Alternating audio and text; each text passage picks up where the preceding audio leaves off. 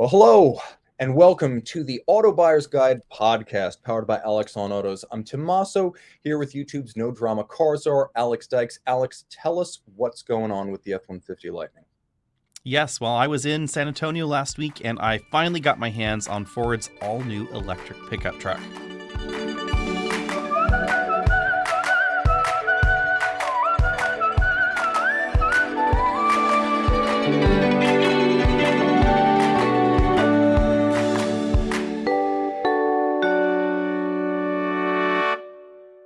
Right now, out of the gate, your first hunch, who is the buyer of this truck? Is this the truck for EV people or the EV for truck Ah. people? That is an interesting question. So right out of the gate, we know that it's definitely going to be the truck for small to medium-sized businesses and enterprises. So a full 20 some odd percent of production initially, they're saying, is estimated to go to fleet buyers, which is a shocking number actually for a new EV. There's never been anything like that. And I can see why when you take a look a little bit beyond the surface. Ford has been working at fleet software for a while with the e-Transit. So if you're a fleet customer and you want to really keep a track of charging, if you're paying demand loads, business owners, you have to pay a demand charge to your utility when you use a certain level of power draw. So if you hit 20 kW, 25 kW, there's a certain charge for that draw from the utility. And the draw charge can be expensive. So Ford has software that cloud connects all your vehicles together to make sure you never hit that demand charge threshold. Or once you've hit it during the day, if your utility says you've hit it, then all bets are off. Let's just roll that puppy down because we're already paying the demand charge. So let's just charge everybody as fast as possible. They also have methods to reimburse the employees. So say I'm an employee, I work for whoever, and I drive my F-150 Lightning home every day, but then I work with it during the day and I plug it in at home. It'll automatically know my electric rates, know that I've plugged it in at home because it GPS locates me, and then it automatically will then reimburse me for that charging at home. So that way it makes that process smoother. So I'm really intrigued by that aspect of it. As far as the other 80% of people that buy F-150 Lightning, they are saying that a high percentage, they wouldn't say how many percent, high percentage are existing F-150 buyers, but they are saying also that a huge number are new to trucks. So current EV owners that are going to be transitioning to trucks. So F-150 sales are just probably going to get even bigger and even bigger. And they did say that they are expecting volume in the F-150 Lightning to be additive to F-150 rather than take away. So that I think is something interesting to watch, because Ford may not ever really tell us. They bundle all F-Series vehicles together, F-150, 250, 350, 450, 550, 650, etc. Just F-Series. Lightning is probably going to be tossed into the sales mix as well. But they have said that their production volume is planned to be 150,000 units at that rate by the end of 2023. So some volume between 0 and 150,000 units a year between now and then as far as the ramp process goes. Now, for our audience out in the world, if you do get the most basic Ford F-150 Pro, it's going to start at about $41,000. The XLT, we start to talk about extended range, more upscale features. That's going to be 54,700. Remember, all these are still qualifying for the full $7,500 federal tax credit, so there is some deferral of price. The Lariat, where things get really interesting, I think, for the luxury truck buyer, that's going to be just under 70,000. And then if you want to shoot the moon, Platinum, about $93,000. Those are the price points we're talking about. And to be honest, I think they know their market well, because the 5.5-foot truck bed to me says lifestyle. Like, they're going to support fleets like no one else making an electric truck. Not Rivian, not Tesla, certainly not GM with the unibody Silverado they're setting up. Ford is going to be there, and they're going to have support for the fleet operator. But I do believe that there's going to be more crossover of Rivian buyers and Ford buyers than you might think right out of the gate for a body-on-frame truck. It's a lifestyle truck initially. Yeah, I would agree there. We should remind everybody that the most popular format of half-ton truck in America is the biggest cab, shortest bed combo. So sales of two-door, 8-foot bed trucks is absolutely, at the floor. So low, in fact, that Ram still has not even bothered to redesign the two-door 8-foot bed model of the Ram 1500. If you want one, you're still buying the old truck. And General Motors, offers the new quote-unquote body style in that vehicle, but the old interior, they didn't bother to refresh that for 2022. And nobody sells a lot of two-door long bed trucks except Ford with the fleet owners. So that is like the one exception, because they do have higher fleet sales than the others, but still fairly low volume compared to big cab 5.5-foot bed. The beauty, though, of the Lightning design is that it sort of is and sort of isn't a dedicated EV platform. Ford would like you to think that it is. And if we think of the frame as a platform, then hey, sure, because it's a unique frame, unique battery, unique motors, obviously designed right for the F-150 Lightning. But then on top of it goes the exact same cab that you get in a regular F-150. The bed components are largely the same. And then the sheet metal in the front and the sheet metal in the rear gets a subtle tweak for the Lightning, but it's very, very similar to the regular F-150. The benefit here is that on this frame, you could very obviously put the two-door cab on, because that's common. The mating points between the front sheet metal and the cab are the same. And you could jam the 8-foot bed on the back if you wanted to for fleet customers. The question would be, is there demand for an electric 8-foot bed truck? And we just don't know the answer. Yeah, I'm not sure. It's a very specialized configuration, but that's why for years beds were modular, trucks are body on frame. All those reconfigurations can be done at the factory. So Ford's left themselves the flexibility to do this. Chevrolet has not really, because of the way they've built their Yes. truck around a unibody platform. Ford can make changes down the road because it is fundamentally an F-150. Now, there are big changes. You've got a massive frunk. You've got independent rear suspension. You've got a monster onboard charger, which I love, at 19.2 kilowatts. It's going to be a very formidable offering. And the current F-150 is best described as the truckiest full-size truck right now. I'd say the Ram, and especially something like, the Denali Ultimate, is like basically a car these days in terms of how they drive. But the F-150 is a truck.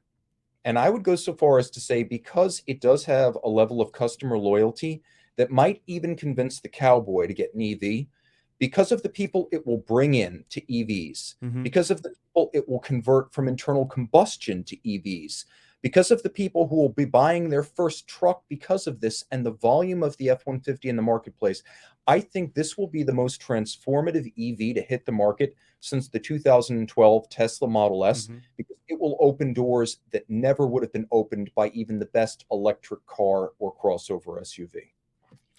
I think it has good potential. I will say there are a few little asterisks that listeners should know about. The first one is there is the theoretically $40,000 truck before destination, but the theoretically $50,000 truck with the big battery is not available to regular consumers. You have to be a fleet customer only. You need a fleet customer number with Ford, likely volume of around 25 units a year, in order to actually get that model with the bigger battery.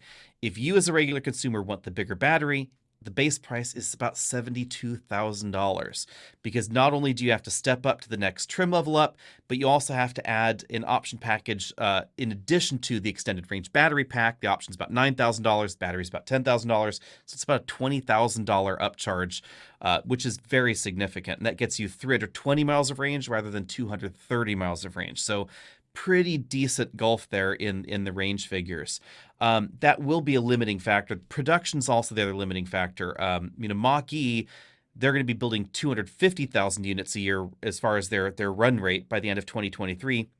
Lightning may be about 150,000. So definitely lower volume still than the Mach-E.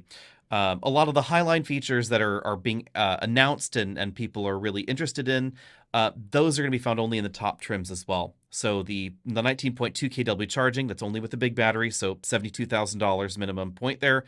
The onboard battery backup capability, where it can back up your home, that's going to be only with the big battery to start with. At some point later, the smaller battery will be able to do that, but there may be a dealer upcharge to enable the software.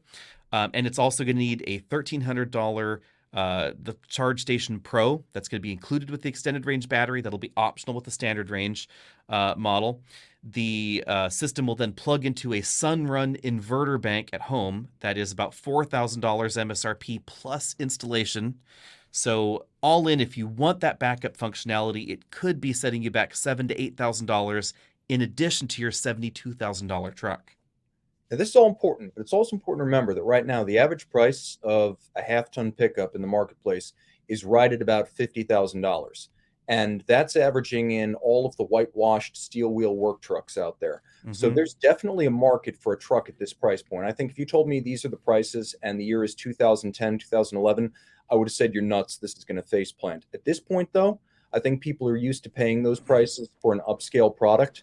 I also think it's fascinating that we're now at the point where we're kind of moving past just rote acceleration numbers as the ultimate measure of an EV's value.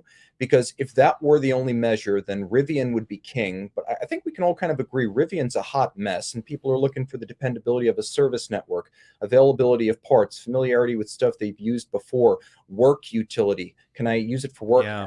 Family. And I think one of the biggest advantages that Ford has, frankly, is when they're bringing this to market, you can theoretically buy this now.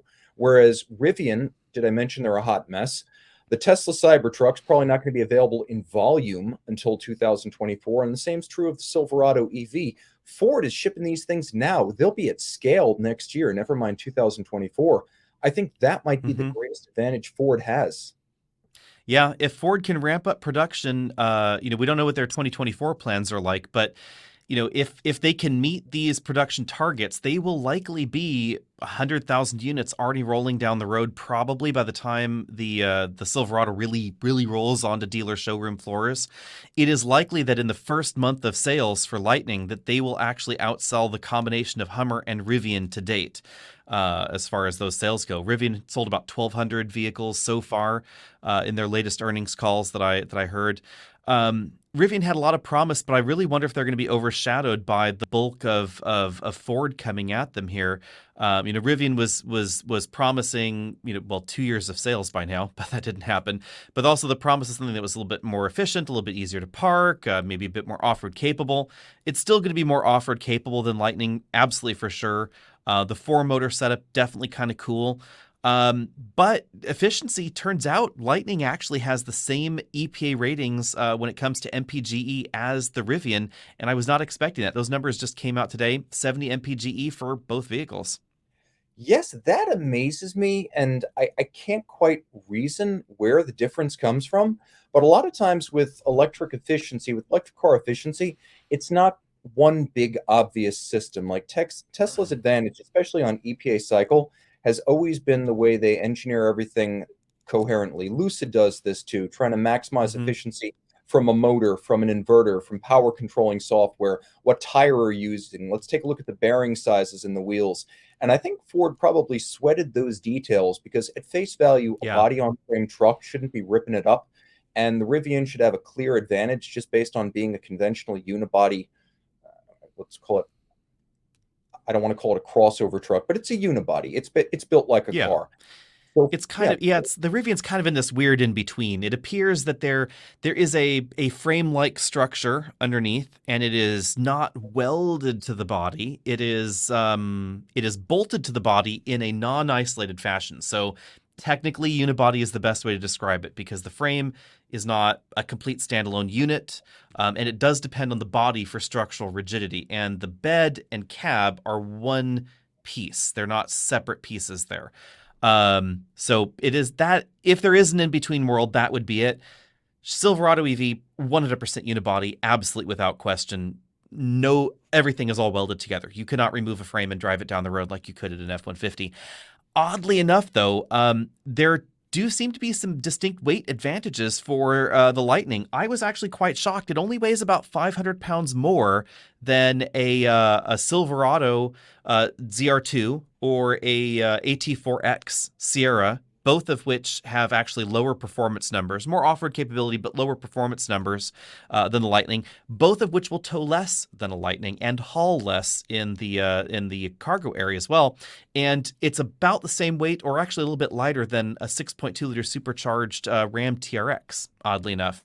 And I think some of that has to do with the high strength steel frame, which actually is relatively light as far as frames go, and the aluminum body is the big one. And that's something that I think a lot of people have forgotten. F-150 was already all aluminum, so it was already pretty light.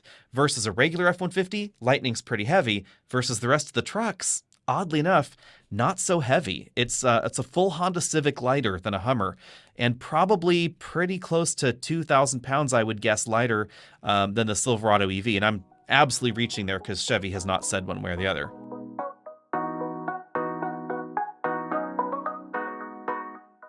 Well, what we know is that basically lightness has its advantages, because this F-150, while there may be questions about how you calculate range while towing a trailer with this thing, there's no doubt that it can haul a load. It can carry over 2,200 pounds, and it can tow 10,000 pounds. And frankly, that's not something any version of the Silverado EV is going to be able to do. Well, Chevy has said that they'll have a 10,000 pound truck. It's a 10,000 pound towing truck. So, it's definitely the Me Too thing. Ford announced it a long time ago. I'm sure that they've got time, 2 years, right, to bring it to market. But, well, I guess a year and a half. But they've definitely said, we'll be towing right up there with it. Yeah, I will say on the towing front, Ford doesn't really have a good answer for how far you can tow, because in a truthful real world, that's not a question that has one answer. Does your trailer have 1 axle, 2 axles, 3 axles, 4 axles? What's the tire size? Does it have full wheel cowlings? What kind of wheels does it have on it? What shape is the trailer? Is it a flat front box trailer, a V front box trailer? Is it a boat? Is it an RV? Is it a flatbed trailer? And one day you have an excavator on it. One day you have a water tank on it. All of those things go into the mix, and your range reduction could be 30% or it could be 80%, depending on what you tow. They did say that in their internal testing, which makes logical sense and bears out what I've seen with other electrified vehicles, range reduction should be largely similar to the gasoline F-150 as far as what kind of range reduction and fuel economy reduction you see in that model with the same trailer. So translate that for current truck owners, transplant that over to Lightning, and that should give you an idea. The software does help, which I was really intrigued by. So the Lightning will now... You enter all the trailer data in there like you did before for the trailer blind spot monitoring system, only now there's some additional questions, height and width of the trailer, so it can get a sectional profile. It then cloud connects, uploads the information to the cloud, pulls down similar trailers that people have towed with, uses that for the range estimation when the trailer is connected.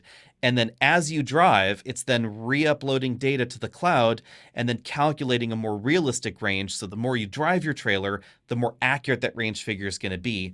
And it works with the nav system, so it will automatically guide you to those DC fast charging stations, sooner, obviously, based on your predicted range with the trailer. And Ford has said that their range algorithms in the future will also be including things like altitude changes. So if you're going up and down mountain passes, it's going to take that into effect for future range calculations as well. I will say that it was pretty slick. So, you plug in your trailer, says, hey, trailer connected. What trailer is it? You pull from the list of available trailers on the side. Bang, your range gets cut by whatever percent had been towing around with that trailer. All the trailers that Ford provided were obviously in San Antonio, and they ranged from about 3,500 pounds up to 9,500 pounds, and various different cross-sectional profiles. But interestingly, because of that reality, the Airstream that they had, which was maybe about 4,500 pounds, 5,000 pounds, somewhere around there, actually had a slightly larger reduction in range than the 9,500 pound flatbed they had because of aerodynamics. So that's the one tricky question that's asked so frequently is what's the range while towing? And it's the question that absolutely does not have a single answer. Yeah, and this is going to be, for all the trouble of explaining the impact of temperature and heating, ventilation, air conditioning use on range, take all of those complications, multiply it by 10. That's the challenge the automakers have explaining towing range with EVs. Mm-hmm. It's going to be a big deal because it's going to be tough. It's going to be non-standard. You can do a lot of things to estimate battery endurance under constant load from an HVAC system. Air conditioning doesn't have to go over mountains. Yep. I will say it is interesting. There are a few interesting tidbits that were finally revealed. So, if you get the Max Tow package on the Lightning, it actually comes with twin air conditioning systems. One is always dedicated to the battery. The other one will be shared between the cab and the battery. So, in the regular Lightning, there's just one air conditioning compressor. It does both loops. For the Max Tow and Max Payload option, they add a second one, has an identical output to the first one, and that gives you even more cooling capacity for the battery and electric motors. So I was really surprised by that. So not only are they going to be active cooling them, they're actually going to be chilling. They have the ability to actually send chilled fluid to those units there, rather than simply relying on ambient air for heat rejection. So we'll see how that goes. The bigger problem, I think, rather than the vehicle capability, I have no doubt that the F-150 Lightning will do that. I mean, it's run through the same rigorous tests, same SAE tests as every other vehicle that undergoes SAE towing testing. I think the bigger reality will be charging it, because in reality, you are going to have to unconnect your trailer, leave it somewhere, charge the vehicle, then go back and reconnect your trailer. Because at this point in time, there are supposedly a few Electrify America charging stations that are pull through, but not a lot. Yeah, that's going to be a major problem. And this is where I start to think that maybe, at least for the first generation of electric trucks, it's going to be people going to and from work sites over relatively short Hmm. distances and people who mostly charge at home. I don't think there's going to Yeah. be a whole lot of road trip potential here. The idea of towing an Airstream trailer on an honest to God, like interstate road trip is almost inconceivable. But if you just want to get your boat down to the ramp or you want to get a large load from a lumber yard to a construction site, I think you're fine there. I do Hmm. think there's going to be a lot of experimentation for people to figure out how these trucks fit into their work lives and personal lives.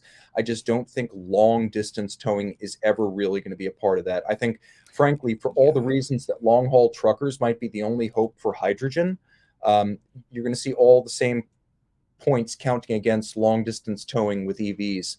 Uh, it just doesn't make. Yeah.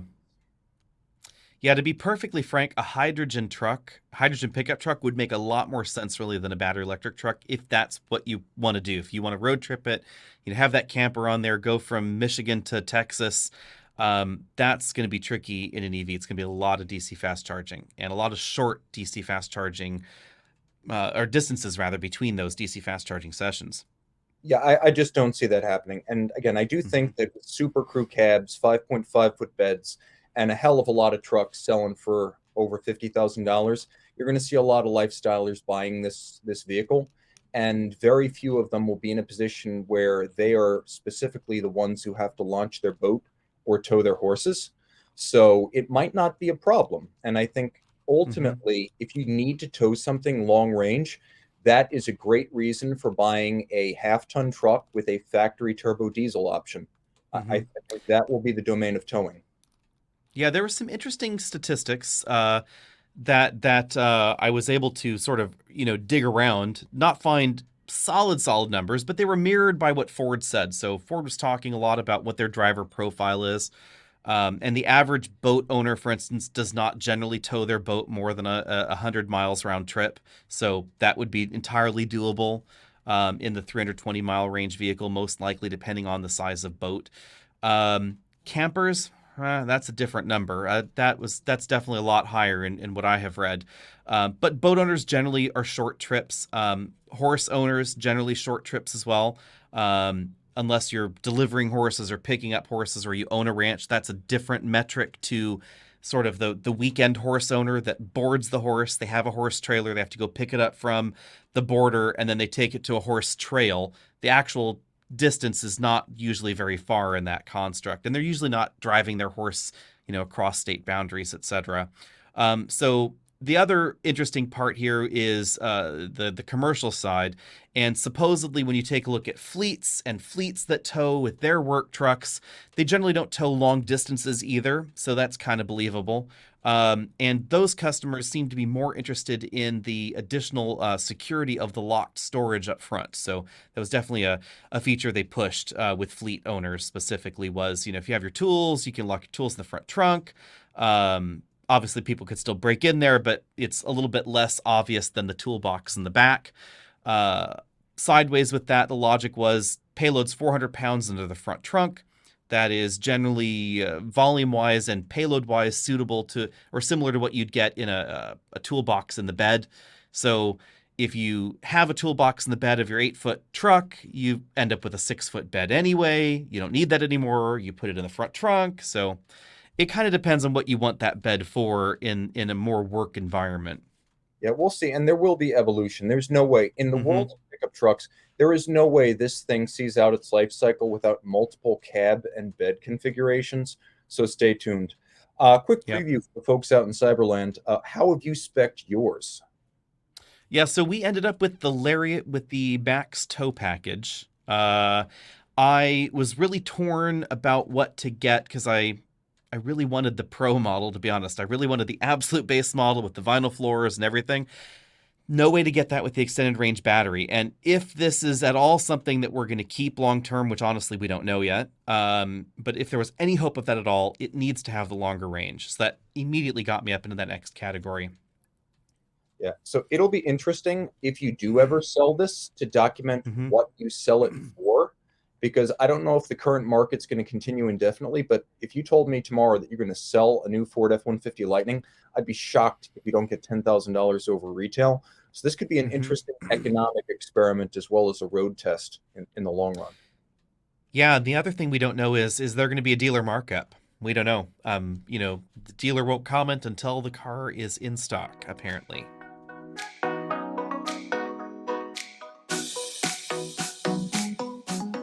What does a Tesla Model S driver think of the EV6 and other EVs out on the market?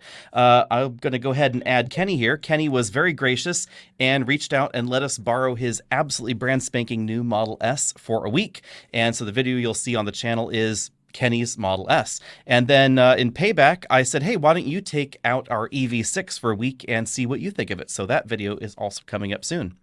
So Kenny, first introduce yourself, tell us where you are and why you bought a Model S. Yep, my name's Kenny Ko. I work at Twitch as a software developer, and I own a 2022 Model S long range. And so, Kenny, why did you buy the Model S over the competition? What did you look at before you bought the Model S? And then what kind of cinched the deal on the Tesla? I think it was just a primary focus on performance and range. Part of that, being efficiency, as well as charging infrastructure. So I wanted to be able to charge decently fast because I live in an apartment that doesn't offer any kind of charging. And I assume for the next, 2 to 3 years, that situation won't change. So 75% of my charging will be at Superchargers. So what other vehicles did you spec or compare, or did you just go straight to I need want a Model S? Yeah, I mean, I've been watching, car reviewers like you and others review things like the EQS, the e-tron, and other competitive or comparable vehicles. And in the end, I ended up with the Model S. Got it. And so I noticed you didn't choose the Plaid. What was your logic behind the regular Model S? It is the longer range model. You did choose the model with absolutely the longest range possible in the Tesla lineup, but you didn't choose the absolute craziest one. Right. I felt like 600 horsepower was more than enough. I took a ride in a Plaid and I was like, this sounds fun for the first few times, but after that, I don't know if I would ever really need that much power. So it's extra almost $30,000 now for just one more motor. Yes, definitely quite a lot of cash, but you already as it is for the folks that haven't seen the review yet, that's going up on the channel soon. The regular Model S will do 0 to 60 in 3 seconds flat. Time after time after time, very repeatable performance there. So it's already completely insane. And I noticed tempered your opinion on the EV6. You're like, I wish it had a little bit more passing power. And I'm like, okay, we're comparing this to something that is absolutely insane. So that takes us along. So we let you borrow the Model 6. Tell us your thoughts on that. Overall, if Tesla was not really a competitor or you couldn't wait for Tesla and availability was open on the EV6 or, comparatively the Ioniq 5, I would hands down go for it as a driver coming from either a hybrid vehicle or a normal combustion vehicle, just because they offer a similar driving feel to existing vehicles. Mm-hmm. And a round steering wheel. Right. Which obviously, Tim, has to be our first question here, I think. Or well, our next question is, how do you really feel about the yoke? Because after driving it for a week, I came away thinking it's still a hot mess, to be honest. The very first interaction with the car, getting out of a parking space was awkward. But even after driving it for a week, I still found those parking lot maneuvers, U-turns, sharp lefts or sharp rights, just odd. Yeah, I mean, let's just be honest. Elon Musk would have failed driver's ed because the first thing they teach you is hand over hand turning. That's how you operate a vehicle. And this is answering a question nobody's asked. I mean, engineers have been like, well, what if there were this 360-degree control surface against which we could always find it's always there. It's a wheel. Don't reinvent the wheel unless you have a better idea, which they don't. Maybe in the future, a yoke will make sense with drive-by-wire because the lock-to-lock will be very different in terms of how you experience it. But if you can reach straight out and hit nothing but air where the wheel should be, safety fail. Now, there's another problem, which is doing away with turn signal stalks, which, again, to me makes no sense because if you had just let me into a Tesla without turn signal stalks and asked me, how do you signal? I would have tried to figure out how to open the window. Then I would have stuck my hand out the window and I've been like this. That's how. I can't live with it. You could So say tell the us same. tell us your yoke tales, Kenny. So I would say for highway driving, it actually is pretty nice. I prefer having that shape. It's pretty ergonomic. But for everything else, please give me a round wheel. There's actually software options within Tesla's service tooling to tell the software to use a round wheel, and the hardware is physically compatible. So a lot of people that take the Model S to a track will actually just bolt on the Model 3 wheel. You'll get airbag warnings and other warnings, but I would rather have a wheel where you Hmm. can grab versus a yoke where even doing corners at a stoplight, I still feel uncomfortable because I worry that I won't be able to grab the wheel at the right angle. Yeah. So that's like an interesting question. So if you do swap out the Model 3, Model Y bits, obviously it'd have to be the whole column and turn signal stalks, etc. Is there a software solution to fix that and make the stalks and the airbags all work? Or is it always going to be a bit unhappy? Supposedly there is. I haven't been able to test it, but there's also aftermarket solutions for it that are currently in development to be able to trick the software into believing that the old yoke and turn signals are Ah, still there. got it. And I have to say, after living with it for a while, I assumed the turn signals would be stupid. Actually, I didn't really care, to be honest. They're on the steering wheel. They're fine. I didn't. It was not an issue for me. I mean, the yoke, oddly enough, forces you to have your hands on the whole time. You can't do this whole one-handed thing very well because it's pretty thick. So you're kind of, your hand is in a C shape. Your thumb's on top because that's what it seems to be designed for. Your hands on the windowsill, as many people tend to put, and the turn signal buttons are right there, Right. but you end up with both hands on the wheel because you can't just one-hand it. If the car goes over a bump, the wheel just sort of pulls out from underneath your hand and then kind of returns back to it in kind of an odd fashion. But since your hands are there, you just hit the button and it does auto cancel in a way that was unexpected. It actually is reading the lane lines. When the car crosses the lane line, it knows that you have done your maneuver and now it's time to turn off. Have you found something similar? Do you miss a stock? Has it ever gone wrong? Uh, the only thing that's gone wrong is hitting the horn. Turn signals I found Ah, fine for the most part, especially I on did that too. autopilot because you're able to tap left and it'll disengage autopilot with the lightest force, continue on with standard autopilot until you finish the maneuver, and then re-enable to continue steering. Gotcha. So I'm glad I'm not the only one that was accidentally hitting the horn. Um, the whole lack of shifter thing that took a bit of getting used to. I wasn't overly offended by it, I have to say. It does actually require that you swipe up and down on the screen, but it's no different than too many other things. As long as it works reliably. Does that ever seem to go wrong for you? I would say in quick maneuvers, whether it's in like a parking lot, trying to back up into space quickly, or doing a 3-point turn, uh, there are situations where I have missed it or it displayed the animation of going to reverse, but rejected it Ah, and still stayed in got it. drive. Ah, okay. So that's one of my complaints with some of the more modern EVs, especially since people seem to run themselves over with cars, now and then, is like the EV6 and the Ioniq 5. This pair, you have to be dead stopped to change direction. The vehicle cannot be rolling at all. So quick 3-point parking lot maneuvers, where in a traditional car you just put it in reverse drive. You're trying to do it quickly so you don't hold up traffic. That does not work in the EV6 or the Ioniq 5. And actually, the Model S was a little bit more lenient on that. It kind of would let you, be rolling at 1 mile an hour and move the other direction. So those maneuvers were a bit easier. Yep, and I think that's the same with all Teslas. You're able to shift under 5 miles an hour, I believe, Mm-hmm. and you're able to keep the accelerator in the same position, so you have a really smooth deceleration and movement going back if you're, say, reversing to a spot. I was almost with you there until you said that the foot could be on the accelerator pedal.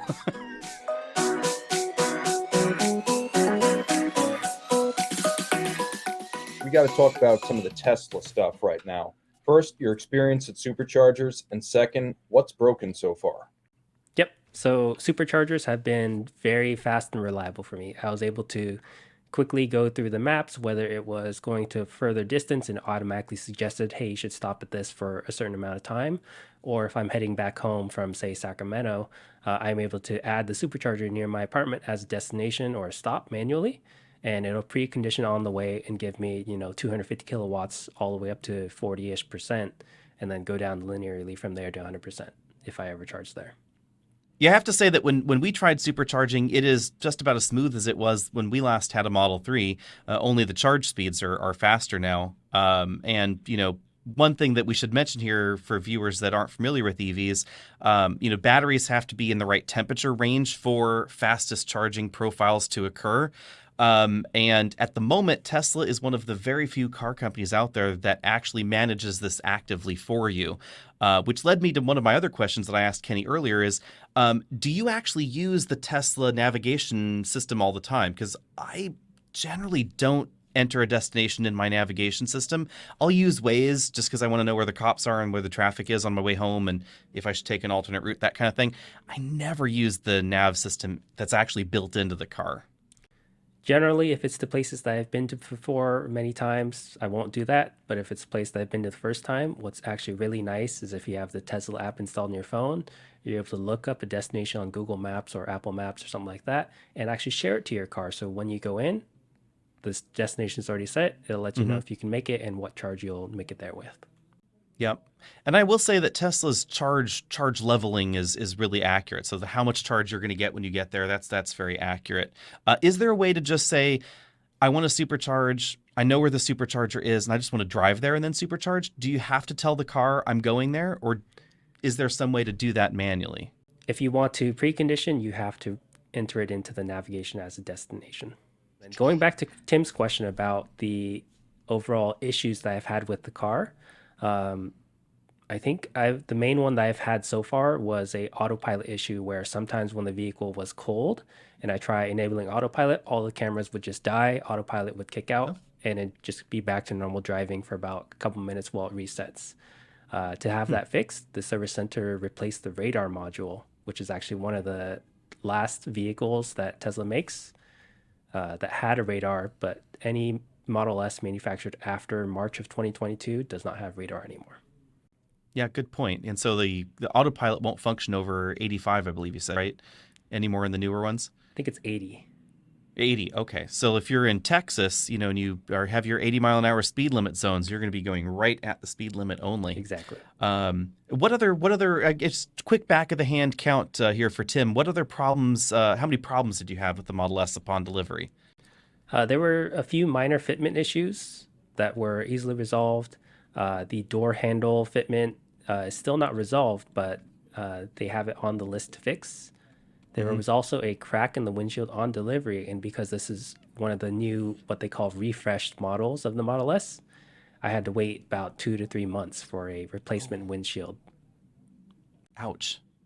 Yeah, and I will preface this by saying, Tesla quality bashing is like, a sport in automotive journalism. It is something that everybody must do to earn your badge, I guess. But to be perfectly honest, Kenny's Model S was way better put together than the Model 3 that we had once upon a time. And during the week that Kenny let us borrow his Model S, we also had the new BMW i4 in. We had two different Kia EV6s. Our long-term, we also had one from Kia.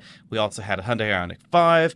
There was also a Toyota Venza. It was a very busy week. There was a Venza, there was a Dodge Durango, and then, of course, our long-term Nexo, all jammed into the driveway at the same time.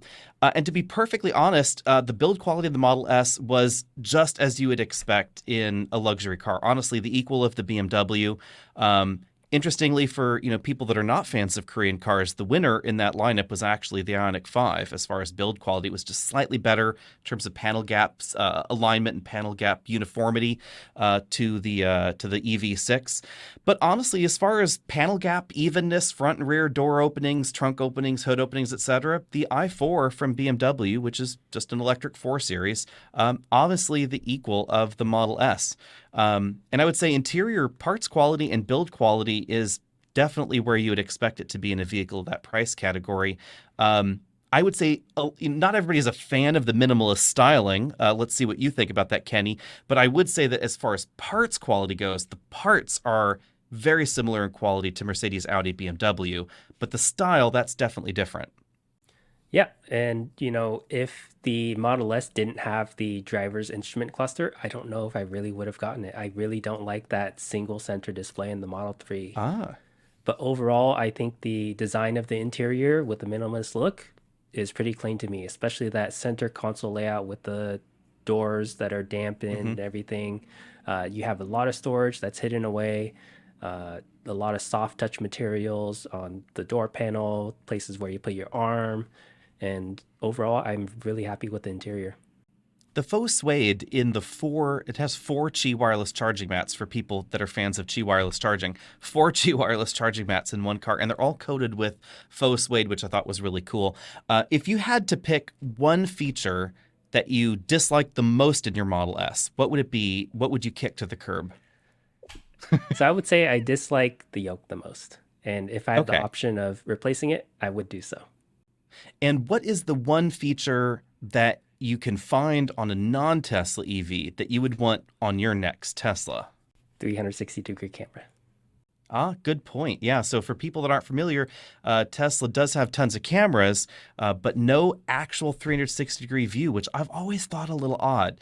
Parking sensors front and rear, lots of cameras everywhere, but the cameras are not designed for parking maneuvers. They're designed for the semi-autonomous software stuff. So you'll never get that, Nissan and Infiniti used to have those pictures of someone backing up into this really crazy modern pool, with water on each side, and they're backing up down this path. That kind of thing we don't find in modern Teslas like you do find in other EVs. What about, ventilated seats are finally there. So your Model S has ventilated seats. What about massaging seats in this price category? I think it would be a nice touch, but I don't know how often I would actually use them because most simple, at least massaging seats are just like a vibrator. They aren't Got really the knobs on your back or your lumbar support area. What about heads-up display? Heads-up display, I think, would be very nice if implemented properly. Cool. Because I found myself not looking at the driver's instrument panel and just strictly looking at the heads-up display without having to look down to see what's going on. I will say I was intrigued by one thing that I had somehow missed when driving your Model S. Imitation is the sincerest form of flattery, of course, and other manufacturers are borrowing pages out of Tesla's playbook left and right. But the one thing that surprised me that Tesla borrowed from Hyundai and Kia is the side camera thing. When you turn on the turn signal, it now has a little camera view and not in the instrument cluster, which would be more useful, but in the center console screen has a little image there, but it's kind of grainy. Right. So the autopilot cameras are generally, I think, around 480p. Their resolution isn't that great, and they're more designed for high dynamic range. So, the implementation is more of like an afterthought.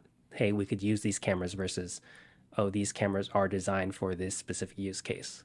One complaint I had about the Kias was because they're reusing the same camera for the 360 view.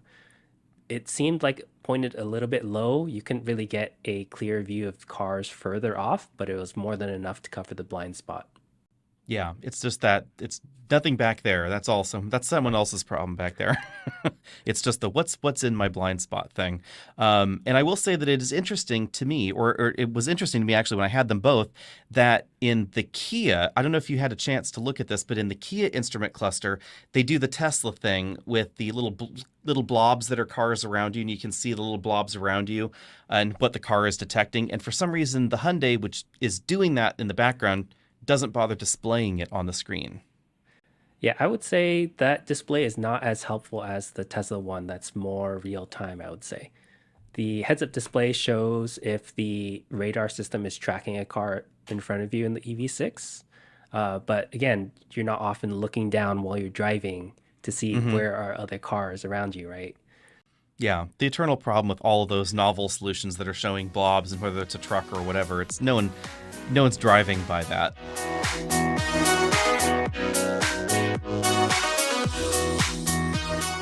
Well, the one thing that I wanted to talk about, and that's really kind of what I was getting to when we talked about the supercharger, not so much how it functions, we know it works well. I thought it was really revealing when you mentioned the first time that there were actual lines at superchargers, because I think that's something a lot of folks don't expect. You talked Right. about that experience.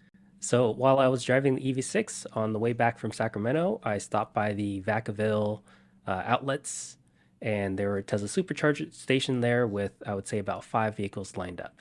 I went over to the EA station that's, in the same plaza, just right across the street, and there were about 3 stalls open.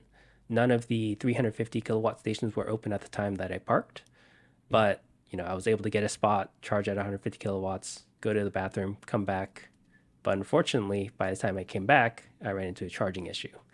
So yeah, Oh, half win for EA, sort of half yay. yeah.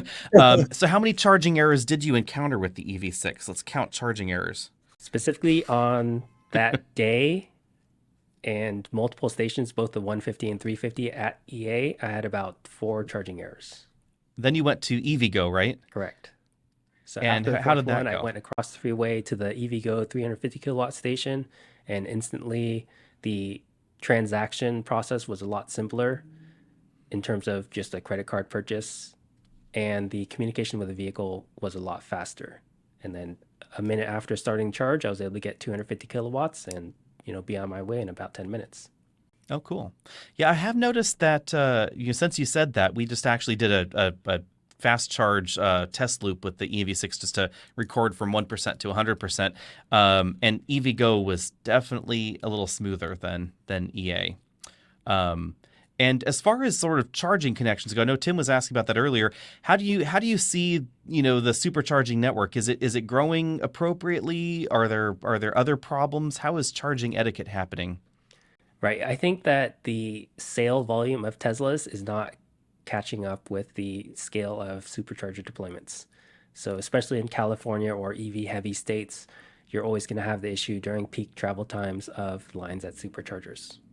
Yeah, it really tells you should be charging at home. And so how are these lines handled? Is there some intelligent way that they've worked out to say you're next and all that? I wish there was, but unfortunately, it's hopefully everyone's nice, plays nice, and lines up. I know Kyle from Out of Spec Reviews had a video out where he was showing a video in Las Vegas with a line of superchargers, and a Tesla just cut the line and backed into a spot where, the line right down the aisle should have been going. Ouch. Yeah. You just wait until these guys with the F-150 and Hummer EVs are out there with their gun racks, and you've got like the truck buyer in the EV world. Just wait until that happens. Wait till someone cuts them. Right. I feel like that will be a bigger problem at the EA stations at Walmart than a supercharger, though, because I don't know how or when Tesla will open their supercharger network to CCS vehicles. Tim says this with authority that there is going to be an F-150 Lightning owner out there that owns a gun rack. Well, I want to meet this Hummer. I might buy. F-150 Lightning. I'm not sure yet. Anything that you can put a lift on, you'll find it. Yeah, that's an interesting question. Lifting either of those trucks is going to be an absolute nightmare. I don't honestly believe it's going to be structurally possible with the independent suspension. Lifting independent suspensions is much trickier. It's much But trickier, but that, it's been done with like a differential yeah, lift on normal pickup yeah, trucks. oof, not good. We'll see how that goes. I'm sure it can be done by unbolting the motor and lowering it down. That's going to be an ugly process. That brings us on to our next question, though, which is if your Model S crashed into a wall tomorrow and you had to buy another EV and you couldn't buy a Tesla, what would that EV be? Either the R1T or the R1S. Ah, long waiting lists on those. Yeah, interesting. We do have an order in on an R1T here. What draws you to Rivian? I think the overall design philosophy, the performance that they're getting, uh, their software solutions and interior are a bit thinking outside of the box compared to typical manufacturers, whether it's Chevy or Ford. And they're targeting more of like a EV focused or centric system versus a truck that happens to be EV. Hmm, interesting. And so another car with no Android Auto or CarPlay. Did Right. you use either of those before you bought a Model S? Yeah, so in my 2014 Avalon, I retrofitted a aftermarket stereo solution that did have Android Auto and CarPlay support, and I Ah, preferred that over, just having your phone on a mount to be able to plug it got in or it. use wireless versions of it. And do you miss them now? I don't. I Clearly. believe the built-in infotainment system is more than enough, plus being able to just pass navigation results from your phone to the vehicle to hop in and get ready to go without having to type in a destination is really good. So I'm guessing you don't use Waze or Apple's, purchased music that's on the library, etc. I do not. I have my own library of FLAC that I have on a USB in the Tesla. Got it. Got it. Yep, that definitely does work.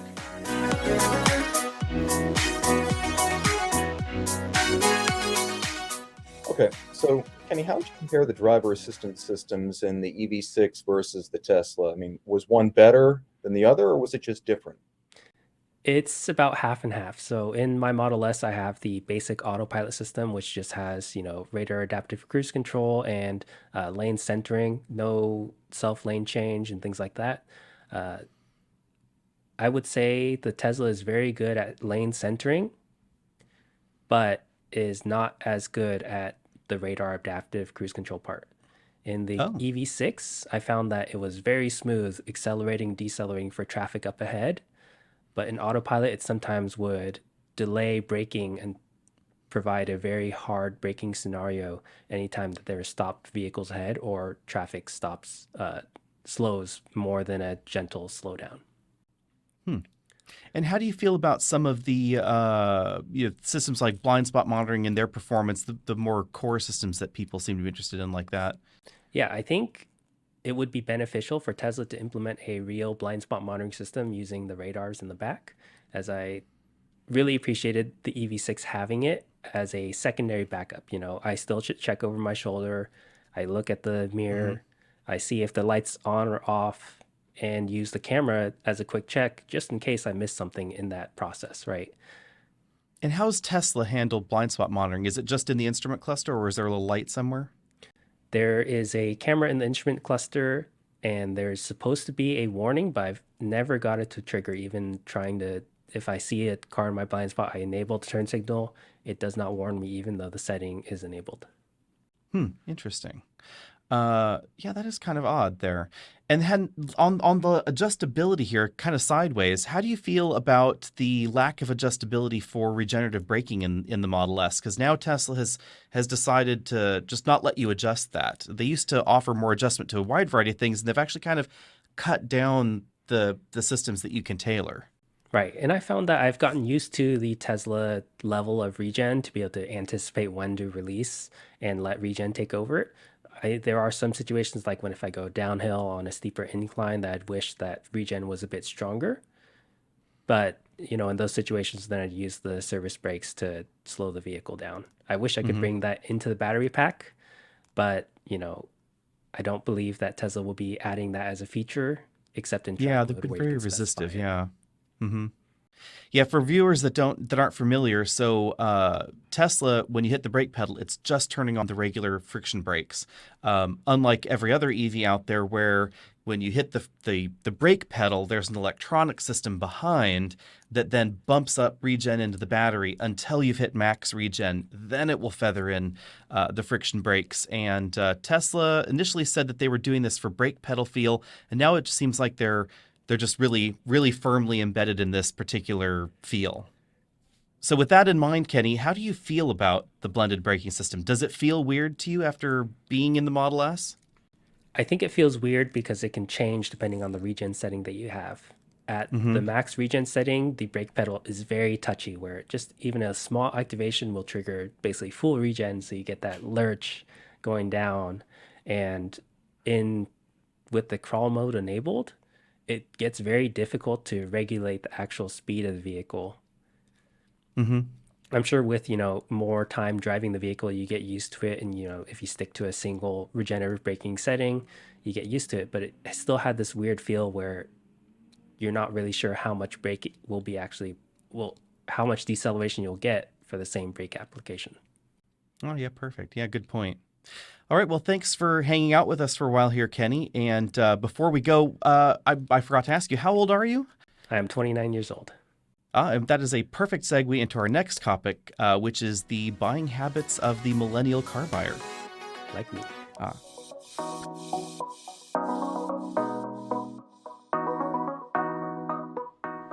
So, in a supremely dated past tense, Zipcar, which used to be a thing. Yeah, I know. I forgot about Zipcar. In 2013, claiming that millennials, uniquely among generations, were unwilling to give up their phones and their computers and would be the most likely to sacrifice car ownership in order to maintain constant contact with their devices. Well, between the Zipcar survey of millennials and the apparent result, it looked like this was, I would say, bad news, auguring poorly for Detroit, Japan, Germany, and beyond. But here we are. And in 2020, millennials were the number one buyer of new cars. In 2021, Indeed. millennials were the top buyer of light-duty trucks, which is the franchise in the U.S. market. I hate to say it, but was Zipcar wrong about more things than just one? Yeah, it's interesting. When I went back, I'd actually completely forgotten. I'm not sure what generation you're in, if you will share that with us here. Are you a millennial, Tim? I am a millennial, but I'm an older millennial, born 1984. I'm like a zennial. I'm like on Okay. On the cusp. Technically, I'm Gen X.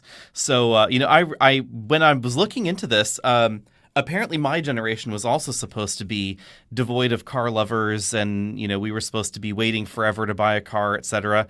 And then of course that didn't happen. So I kind of just wonder if this is a slow news day really was what the origin of this tale was, because when millennials hit car buying, out of college car buying age, for their first new cars, it seems like they're buying new cars at similar rates to previous generations, to be honest. Yeah, and I'll be honest, like there have been changes in how they buy cars. The rise of the online car sale has been driven in large part by millennials because they just don't want to go through the rigmarole of heading to a dealer, dealing with the finance manager, let me ask my supervisor, all that crap. And I would also go so far as to say that the pandemic accelerated the trend to the point that millennials are now twice as likely as boomers to want to buy a car online. And I think it's going to change both buying cars and how those cars are being bought. Yeah, and I was surprised also by some of the other research from Cox Automotive that said that not only are they twice as likely to do their research online and have online be their almost exclusive source of research. So thank you all to the millennials that are watching us right now, but also that they are a one-stop shopper kind of demographic. They find out what they want, they decide they want it, and then they go get it. They don't test drive multiple things at dealers. I've decided I want a Honda Accord. I've decided I want an F-150. I'm going to go buy one at this dealer tomorrow. And they just do it. And that behavior does appear to be a little different, at least, than previous generations that would want to, kick the wheels a little bit here and there. And maybe they have a top 2 or top 3 list. And maybe you go to your choice A and the dealer's a dick, and if we can say that on here, and then you go to dealer B and they're not quite as much of a problem for you, and so that informs your decision as well. But that was the part that struck me, was this singular focus. I want the whatever, and I cannot blame them, because if I could buy a car like I buy whatever I buy on Amazon, I would do that tomorrow. I know what I want. I want the thing I wanted in blue. I want the this. I want the that, and I want to show up on my door tomorrow. And it's driven by a lot of factors, and I'm going to cite Alex on Autos being one of them, because we have the most overeducated generation of car buyers in the history of the world. They can go online and learn everything they need to know, stuff that the salesman on the floor would never know about a car, is available at your fingertips, comprehensively edited and packaged online. This is the generation that grew up with Gran Turismo. Mm-hmm.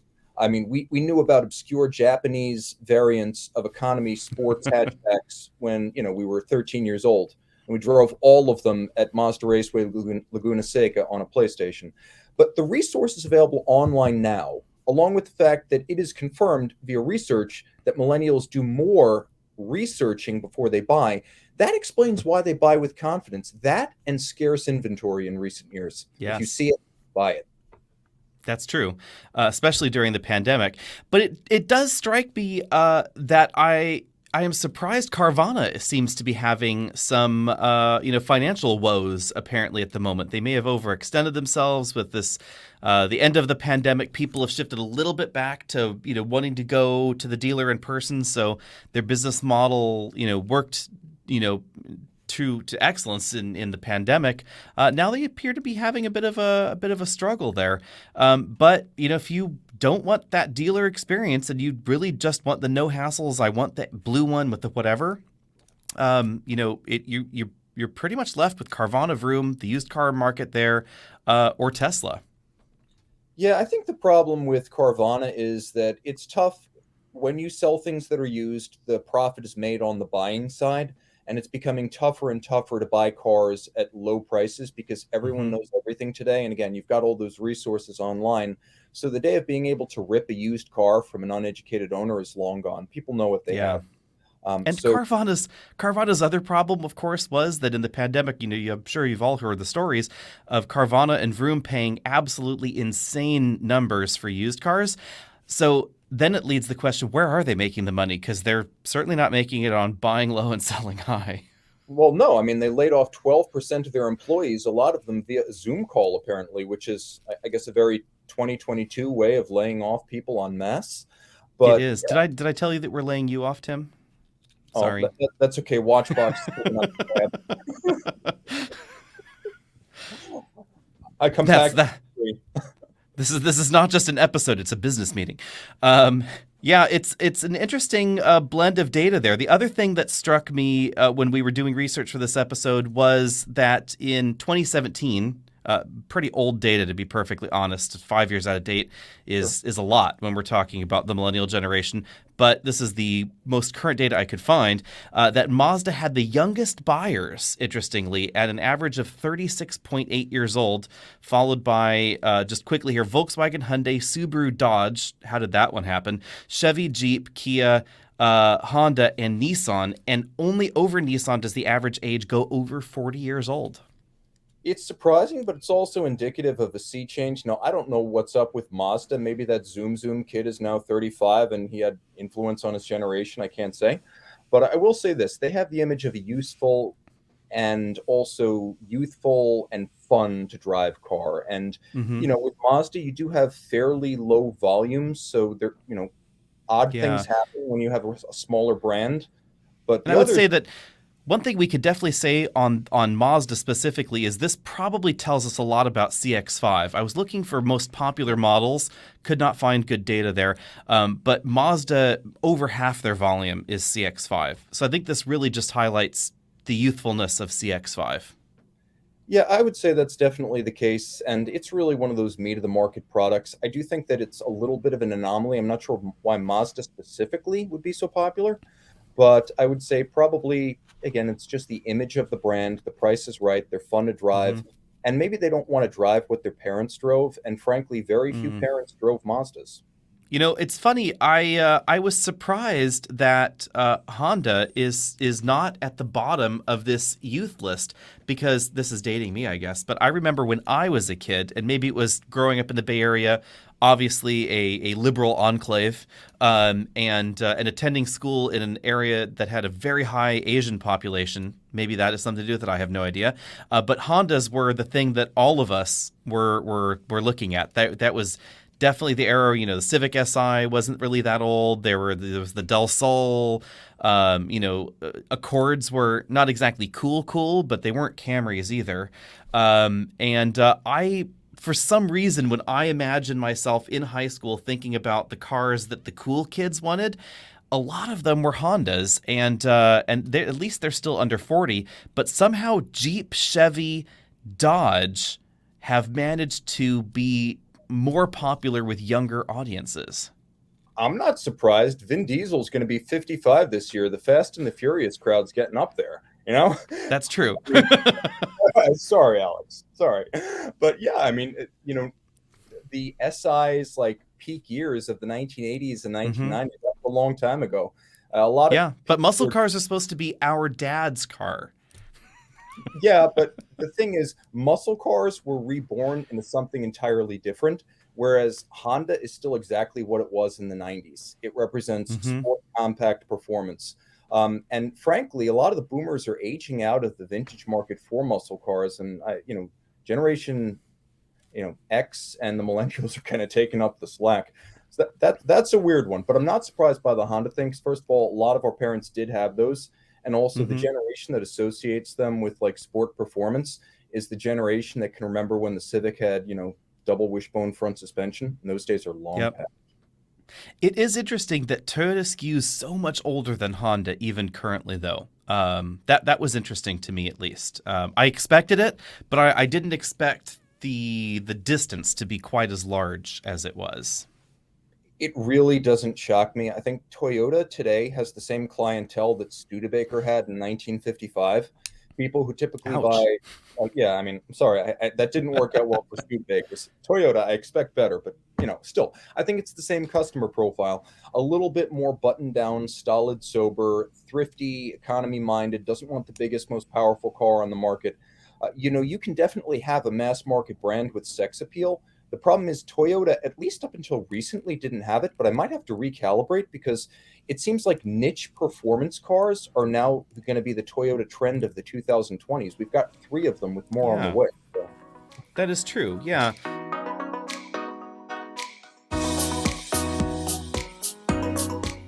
Highlander, the most popular 3-row vehicle in the United States right now, second best-selling midsize crossover, best-selling 3-row, has killed the V6 in favor of a new 2.4-liter turbo.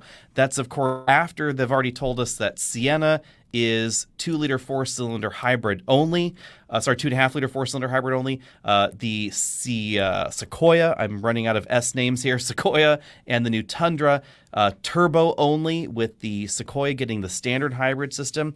So Toyota seems to be moving huge volume away from their sort of core mission of mechanical dependability, heavily related on previous systems, so the engineering is very set in stone there, to a world of slight adventure with about 250 horsepower and a turbo in a Highlander. Yeah, well, it doesn't surprise me because, first of all, they decided they knew their customer, and when they did away with the V6 Highlander hybrid a few years ago, it was clear they were going in the direction of homogenizing powertrains across model lines. And also, frankly, in the cars that are not some sort of gonzo Corolla or Supra, they were going to try to focus on fuel economy. So now you have a choice of a Turbo 4 with the Highlander, or you can get a 4-cylinder hybrid that is definitely economy biased rather than performance. This is not a RAV4 Prime. And frankly, it's a good choice because I can't imagine why anyone at this point would buy the Turbo 4 over the hybrid.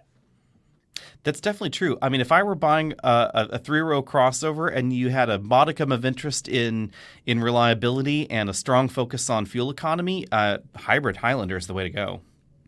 Yeah, without a doubt. I mean, 36 miles per gallon in a vehicle of that size, and it's consistent. It's overall, it's in the city, it's on the highway, it does it everywhere.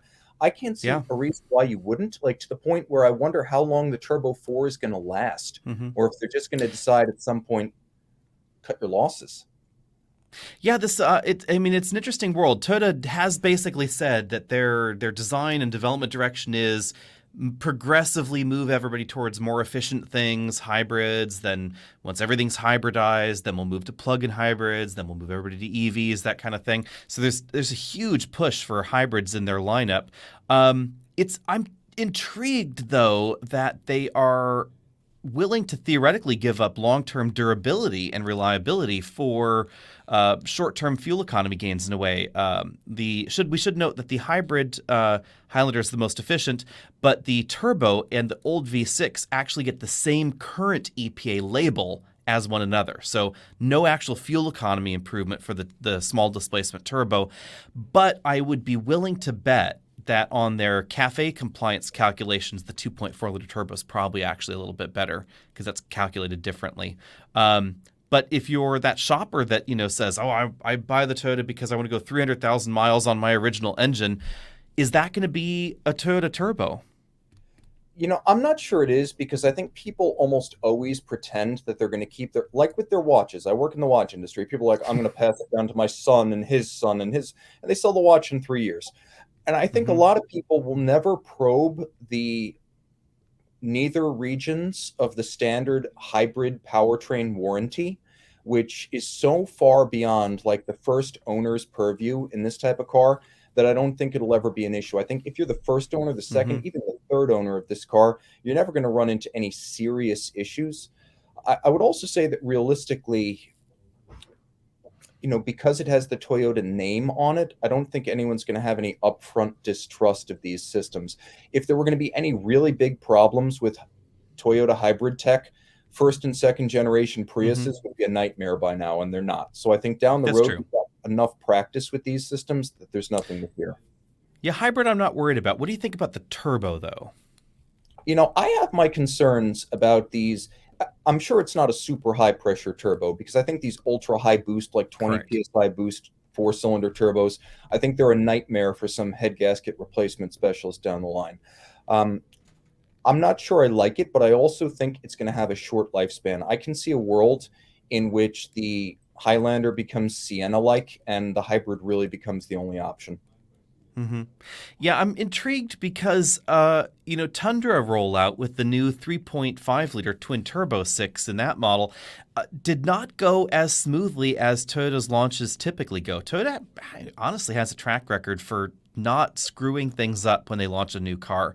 Unlike Ford, where they launch a new car, who knows how it's going to go. Sometimes it's golden, sometimes totally not. But Toyota generally nails it every time, and so the turbo issues in that 3.5 liter V6, the Tundra, they were quite unexpected. Yeah, without a doubt. If you get slimed right out of the gate with a product that critical, it doesn't help that Toyota spent about 3 lifetimes waiting to redesign their first legitimate full-size truck. So the expectation for a sky high, as the letdown was precipitous and disappointing. So I think there were a lot of things at work there. If this had just been the 14th F-150, I'm sure they would have found a way to sweep it under the rug. But when it's only the second real, like serious American-made body-on-frame full-size truck that they've launched since, the Bush administration almost, it's Yes. a thing where they had no room for error, because this is also the product category. You don't make a mistake in full-size trucks in the United States. They had so many reasons to get it right, and they didn't, and the spotlight was on them. So that's the worst possible way to fail. Whereas I think if they had a problem with a Highlander for a model year, they would be able to fix that pretty quietly. Yeah, volume is the thing there. I mean, image is definitely the issue with Tundra. Volume would be the issue with screwing up Highlander, which is why I'm kind of surprised that they're going in this direction away. I mean, obviously not as big of a problem as screwing up RAV4, but Highlander's numbers are huge, and Tundra, it's the 4th best-selling truck in America. Actually, 5th best-selling truck in America, which is not a lot. No, I don't think there's going to be any issues here. I'm not surprised to see the V6 gone. I think going down the line in the future, 6-cylinder motors are going to be, for the most part, performance options. You're going to see them in full-size trucks like we see with the Tundra and the F-150, and you're going to see them in performance cars like the Nettuno V8 and the new MC20 from Maserati or the Mhm. Toyota Supra for that matter. I just don't think you're going to see a lot of middle-of-the-road naturally aspirated V6s where a Turbo 4 can give you the performance and some sort of hybrid can give you the economy. Okay. Well, we are just about at time, but we need to save some of these topics for the future. Cross comparisons of the Lightning and other EVs that are available or will be. What the heck is happening with Rivian and Lordstown? Definitely related topics for another day, guys. You can always find me at Tim_Masso on Instagram. Alex, how can they find you? All the YouTube places, EV Buyer's Guide, Alex and Autos, also Instagram, Twitter as Alex and Autos, and of course the website, which is evbuyersguide.com and alexandautos.com.